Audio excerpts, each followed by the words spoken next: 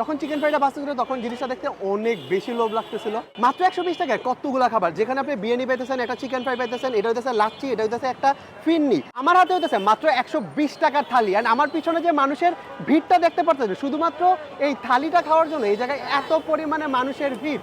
By the way 120 টাকায় আপনি কি পাইতেছেন সেটা যদি আমি আপনাদেরকে একটু দেখাই, একটু অবাকই হবেন। মাত্র 120 টাকা আপনি খাসির বিরিয়ানি পাইতেছেন, এইটা হইতেছে একটা চিকেন ফ্রাই, তার সাথে রায়তা আছে এই জায়গায়, তার সাথে একটা লুচি, এটা হইতেছে একটা ফিন্নি, তার সাথে এটা হইতেছে লাচ্ছি।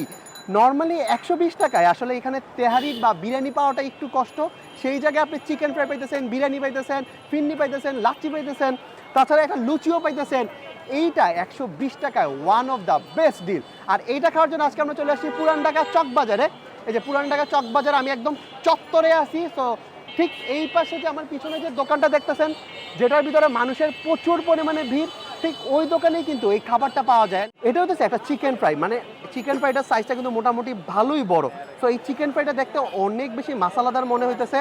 ইভেন নর্মালি আমরা যে ক্রিস্পি চিকেনটা দেখি সেটা না, এটা একটু স্পাইসি চিকেন টাইপ। আমার কাছে এখানে বিরিয়ানি গ্রানটা অনেক বেশি ভালো লাগতেছে। বিরিয়ানিটা দেখতে অনেকটা সাদামাটা, উপরে 2 পিস মাটন দিছে আর পুরাটা হইতেছে মানে ভিতরে আর কোনো মাটন নাই। তো 120 টাকা আসলে অনেক বেশি এক্সপেকটেশন রাখাটাও ভুল। আর আজকের ভিডিও চলে এই পর্যন্তই, দেখা হবে নেক্সট ভিডিওতে নতুন কোনো প্লেসে। তবে 120 টাকায় এটা হইতেছে ওয়ান অফ দ্য বেস্ট একটা প্লেটার।